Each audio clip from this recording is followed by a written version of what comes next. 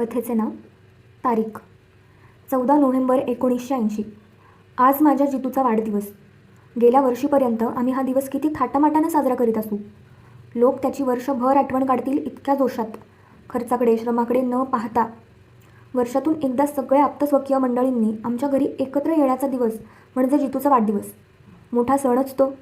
आणि यंदा जितू आमच्यासोबत नाही. तो या जगातच नाही. आम्ही त्याचे 8 वाढदिवस धामधुमीने वाजत गाजत साजरे केले, पण 9वा वाढदिवस साजरा करण्याची संधी त्याने आम्हाला दिलीच नाही.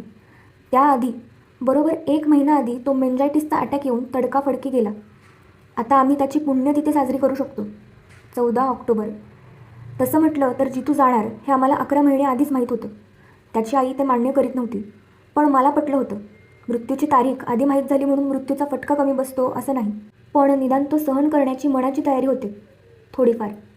तरीही एकुलता एक 8 वर्षाच्या हसत्या खेळत्या गुंडस मुलाच्या मरणासाठी कुठल्या आईबापांच्या मनाची तयारी असणार. त्यावेळी म्हणजे 11 महिन्यांपूर्वी तर आम्हाला त्याच्या मरणाची कल्पना देखील अशक्यातली वाटत होती. तसं काही नुसतं बोलणारा देखील आम्हाला वैरी वाटत होता. 14 नोव्हेंबर 1979. आज जितूचा 8वा वाढदिवस. 14 नोव्हेंबर म्हणजे बालदिन, म्हणून आम्ही नेहमी जितूचा वाढदिवस बालदिवस शोभेल अशा पद्धतीने साजरा करतो. म्हणजे आजूबाजूची नात्यागोत्यातली जितूची मित्रमंडळी तर बोलावतोच, पण त्याबरोबर कुठली गरीब मुलं देखील बोलावतो, ज्यांना फारसं कधी समारंभांना जाता येत नाही, ज्यांचे वाढदिवस कधीच साजरे होत नाहीत अशी मुलं. वाटतं या निमित्ताने त्यांची एक संध्याकाळ मजेत जावी. आज आम्ही जवळच्याच एका अनाथाश्रमातील 50 मुलं बोलावली होती, जितूबरोबर खेळायला, गाणी म्हणून नाचायला आणि संध्याकाळभर गंमत जम्मत करायला. मुलं बरोबर 6च्या ठोक्याला हजर झाली, त्यांच्या एका वयस्कर शिक्षकांबरोबर. 2-3 सोडली तर सगळी मुलं धुतलेली बिनइस्त्रीची खाकी पॅन्ट किंवा स्कर्ट आणि पांढरा शर्ट अशा कपड्यांत होती. विशेष म्हणजे त्यांच्याबरोबर त्यांनी बँड आणला होता. मी चाटच पडलो. त्यांना असं कुणी बोलावलं तर ती नुसतीच जात नाहीत, त्याच्या बदल्यात कार्यक्रम करून दाखवतात. त्यांच्याबरोबरच्या शिक्षकांनी गंभीरपणे स्पष्टीकरण दिलं. कुणाचंही काही फुकट घेतलं की मिंधेपणा येतो असं आम्हीच त्यांना शिकवतो. मला खूपच कौतुक वाटलं. ती मुलं किती गुणी आहेत, किती स्वाभिमानी आहेत या गोष्टींचा मी पाहुण्यांसमोर मुद्दाम उल्लेख केला. त्या मुलांनाही बरं वाटलं. हसून, टाळ्या पेटून, एकमेकांना कोपरांनी ढोसून, एकमेकांच्या कानाला लागून त्यांनी आपण खुश झाल्याचं दाखवून दिलं. पाहुण्यांची करमणूक करायला उत्साहाने सुरुवात केली.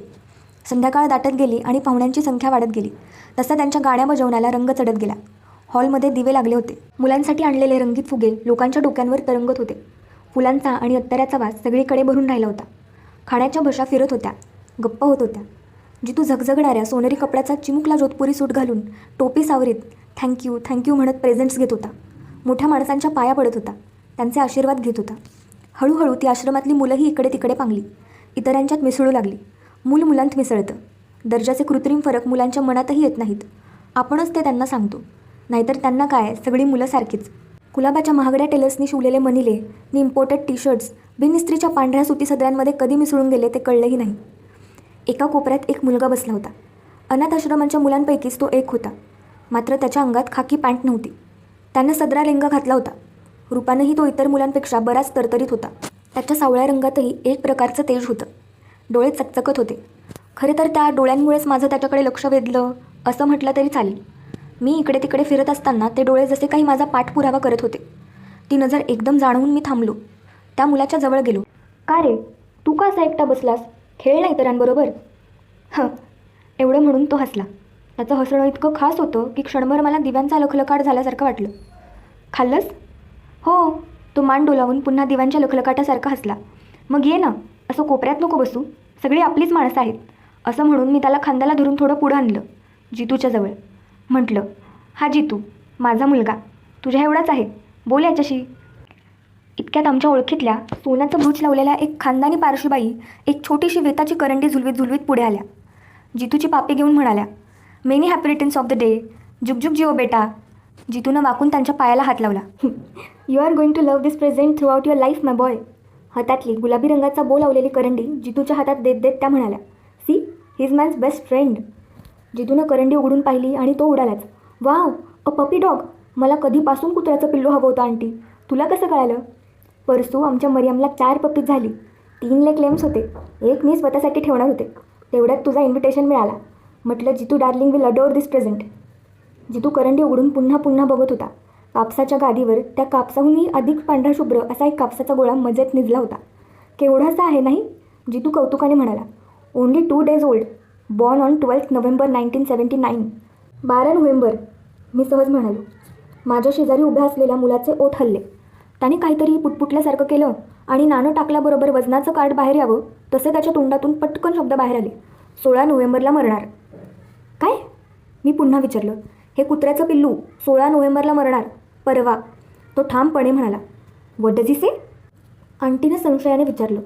तो काय म्हणाला हे तिला कळतं तर प्रचंड भडका उडाला असता. तिनं त्याला मारलं असतं किंवा मोठमोठ्याने हुंदके देऊन रडायला सुरुवात केली असती आणि यातलं काहीही झालं असतं तरी तिला आवरणं फार कठीण गेलं असतं. म्हणून मी परवेजची ॲड कंपनी कशी चालली आहे आणि होमी डिकरा गिटार क्लासेस रेग्युलरली अटेंड करतो की नाही असे काहीतरी वेगळे विषय काढून बोलत बोलत तिला बाजूला नेलं. अर्थातच ती परवेजबद्दल आणि होमीविषयी न थांबता अखंड बोलत राहिली. शेवटी आईस्क्रीमची डिश देऊन मी तिचं तोंड बंद केलं आणि जितूकडे परत आलो. मी गेलो तोवर जितू आणि तो मुलगा यांच्याभोवती दोघे चौघे गोळा झाले होते.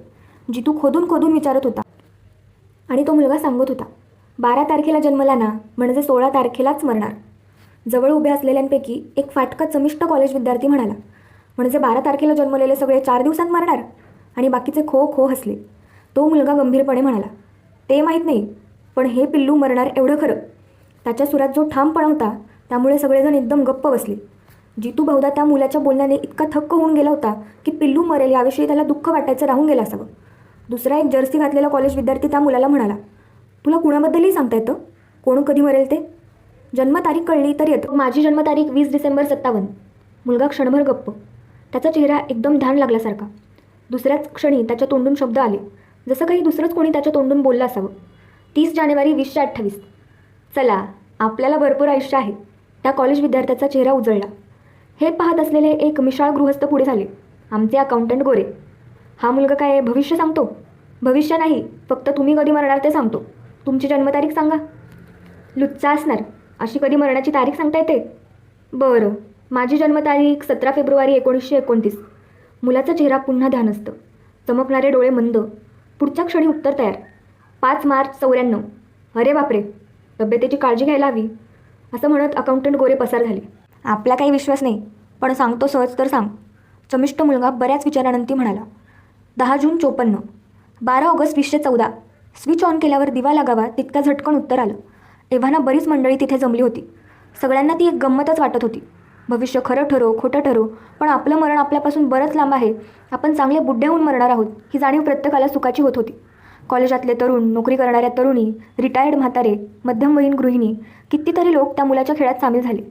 जन्मतारीख सांगताना उत्सुकता आणि मरण तारीख ऐकल्यावर सुटकेचा आनंद याच बहुतेकांच्या प्रतिक्रिया होत्या. तेव्हा ते पाहण्यात फारशी गंमत नव्हती, पण मला स्वतःला गंमत वाटत होती ती त्या मुलाच्या चेहऱ्यावरचे भाव पाहताना. जन्मतारीख ऐकल्या क्षणापासून जसा काही तो स्वतःचा राहतच नसे. समोरच्या माणसांशी त्याचा संबंध उरत नसे. त्याचं बोलणं जणू समोरच्या माणसांसाठी नसेच. कॅल्क्युलेटरवर जसे आकडे तयार व्हावेत तशीच त्याच्या तोंडून मरण तारीख निघे. नाहीतर आकड्यांची जुळवाजुळव करून सांगायला देखील यापेक्षा थोडा अधिक वेळ लागला असता. मग काय असावं हे? खरं म्हणावं तर निव्वळ जन्मतारखेवरून मरण कसं सांगता येईल? त्या तारखेला जन्मलेले सगळे लोक एकाच तारखेला थोडेच मरतील. कदाचित असं असेल की जन्मतारीख सांगितल्यानं त्या विशिष्ट माणसाच्या, फक्त त्या माणसाच्या आयुर्मानाचं एक टोक त्या मुलाच्या हाती लागत असेल आणि दुसरं टोक पाहण्याचं सामर्थ्य त्याच्यामध्ये उपजत असेल. एक विलक्षण सामर्थ्य.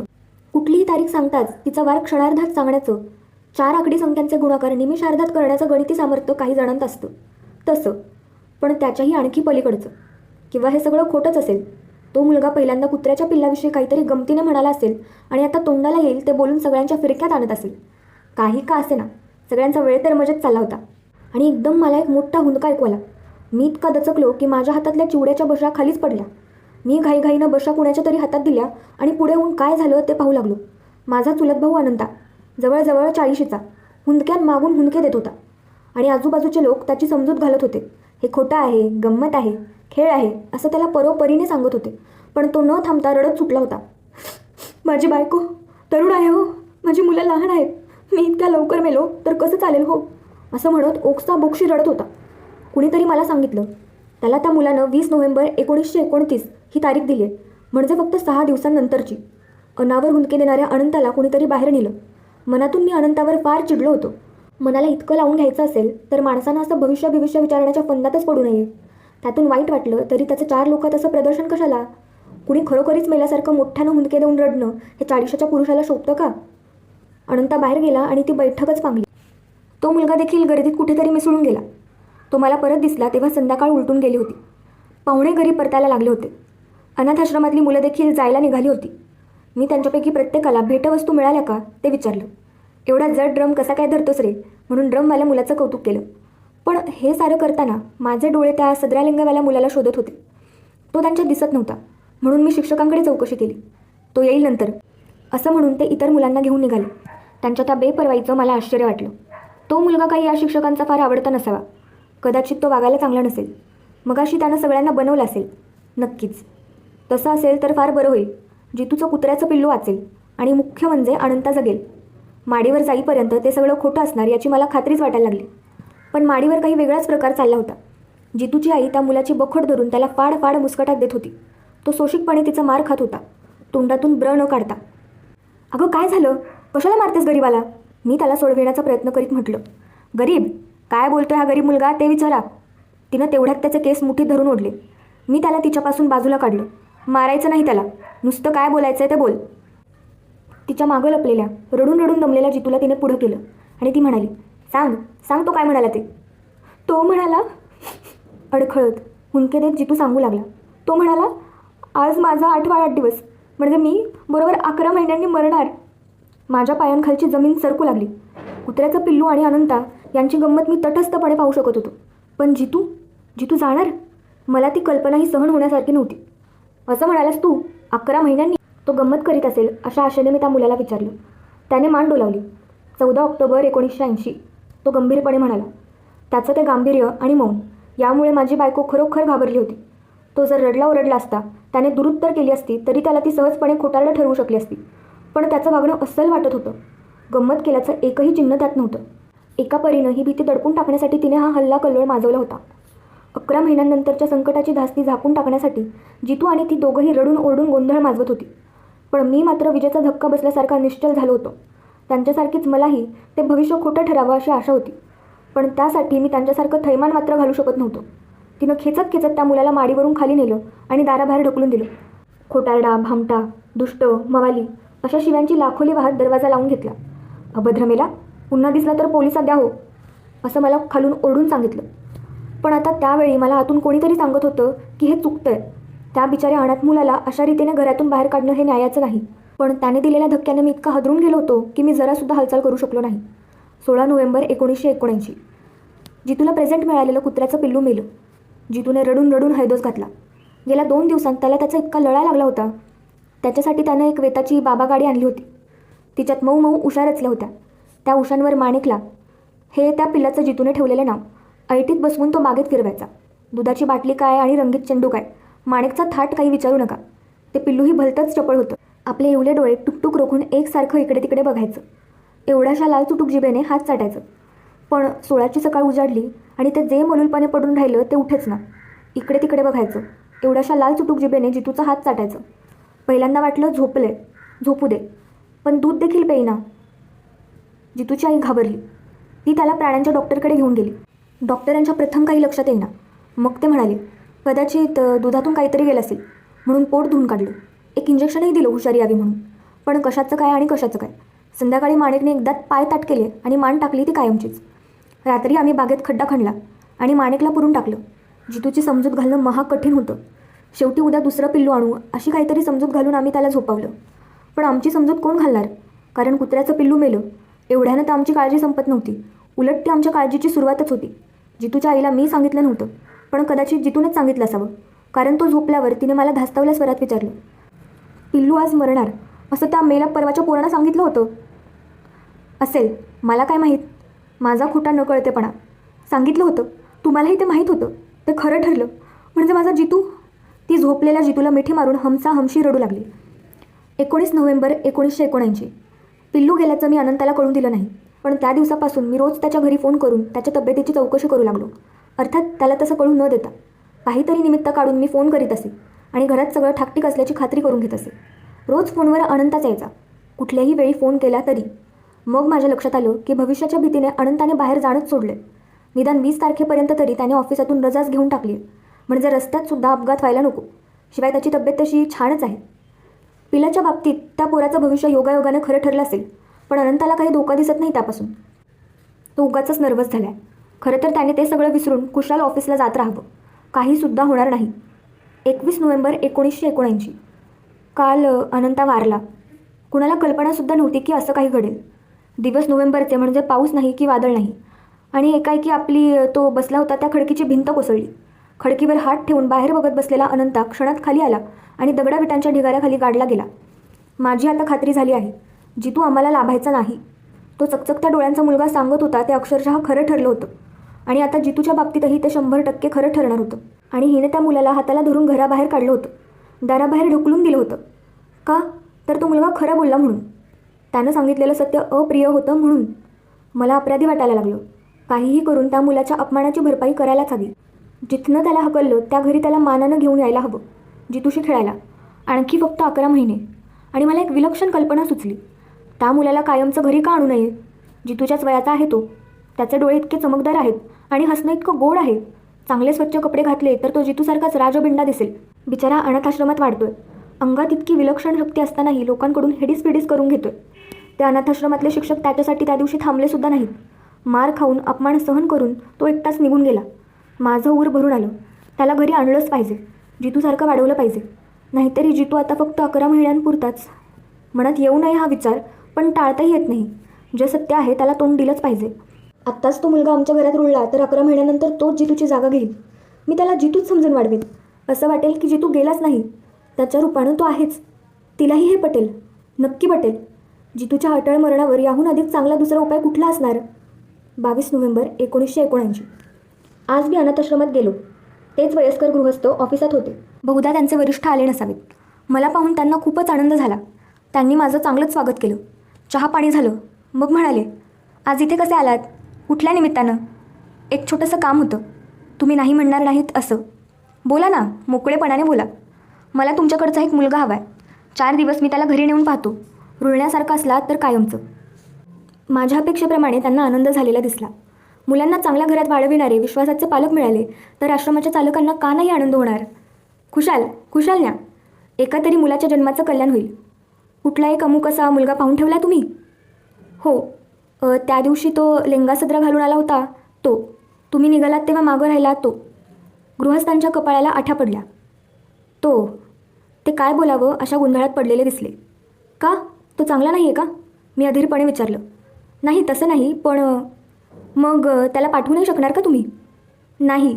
म्हणजे त्याचं काय आहे? तो अनाथाश्रमाच्या मुलांपैकी नाही. अनाथाश्रमातला नाही? मग कुठला आहे? इथलाच, पण आमच्याकडचा नाही. तो आपला येतो, आमच्या मुलांत खेळतो एवढंच. त्या पलीकडे त्याचा काही संबंध नाही संस्थेची. बरं. मी निराश होऊन निघालो. आता कधी आला तर पाठवा त्याला माझ्याकडे. पाठवाल ना? हो, पण त्याऐवजी दुसरा एखादा मुलगा. पुढचं ऐकून घ्यायला मी थांबलोच नाही. 23 नोव्हेंबर 1979. काल रात्रीची गोष्ट. मी जेवून बागेत शतपावली करत होतो. चांदणं झकास पडलं होतं. वळलो तर चांदण्यात तो उभा. मला म्हणाला, तुमचा निरोप मिळाला. निरोप? मला बोलावलं होतं ना? हो. तुझं भविष्य खरं झालं. पिल्लू मेलं, अनंताही गेला आणि जितूसुद्धा जाणार, होय ना? त्याचा चेहरा निर्विकार राहिला. जसं काही ते भविष्य खरं आहे याविषयी त्याला शंकाच नव्हती. त्यामुळे ते खरं ठरलं याचा आनंद नव्हता. जितू जाणार याचं दुःखही नव्हतं. का? बोलत का नाहीस? जितू जाणार हे पक्कच ना? हो, पण त्यात विशेष काय आहे? अनंतरावांनी त्या दिवशी रडून रडून गोंधळ घातला. इतकं काय घाबरायचं मरणाला? जगणं तसं मरणं. तळ्यातनं मळ्यात 1 पावलाचा फरक. खरं की नाही? जितू घाबरायचा नाही अनंतरावांइतका, कारण तो लहान आहे. ते पिल्लू तर बघा, मुळीच घाबरलं नसेल. बेटा, वयानं मोठं होतं तसतसा माणूस मरणाला अधिक घाबरतं. कारण या जगावर लोभ अधिकाधिक जडत जातो. मग ते सोडावंसंच वाटत नाही. तुम्हा लहान मुलांना जगाचा तेवढा लोभ नसतो, म्हणून मरण सोपं वाटतं. तो हसला, दिव्यांच्या लखलखाटासारखा. तू माझ्याकडे राहशील? इथंच. मी तुला सारं काही देईन. खाऊ, खेळणी, कपडे. झालंच तर परवा जितूचा केला ना, तसंच आपण तुझाही वाढदिवस साजरा करू. खूप थाट्यानं. कधी असतो तुझा वाढदिवस? 12 मार्च. माझ्या डोळ्यात एक विचित्र कल्पना आली. खरं तर त्या लहान मुलाला असं विचारायला नको होतं, पण तोंडातून पटकन शब्द गेले. काय रे, तू सगळ्यांना त्यांच्या मरणाची तारीख सांगतोस. तुझ्या स्वतःच्या मरणाची तारीख माहीतच असेल ना तुला? माहिती आहे, पण मला भीती नाही वाटत मरणाची. तरी पण काय आहे तुझी तारीख? पण त्याने जी तारीख सांगितली ती ऐकून मला भोवळ आली. 5 जून 1965.